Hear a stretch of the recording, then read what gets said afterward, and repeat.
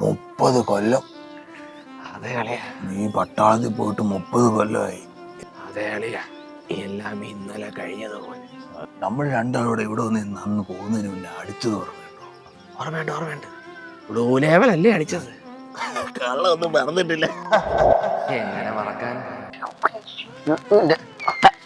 ചുമ്മാരടാ, ഞാൻ റിട്ടയർ ആയി വന്നതിന് ശേഷം ഈ മാവിലെ മാങ്ങ വെച്ചിട്ടുള്ള അച്ചാർ വെച്ചാണ് നമുക്ക് അടിക്കാനായിട്ട്. അടിക്കാം. അന്ന് നമ്മൾ രണ്ടോടെ ഒന്നിച്ചടിച്ചു.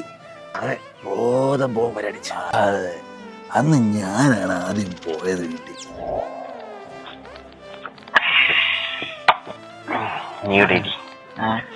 ഞാൻ എപ്പോഴും നീ എവിടെ പോകണം? പെട്ടെന്ന് വെച്ചോ, ഇപ്പൊ വന്നിരിക്കും.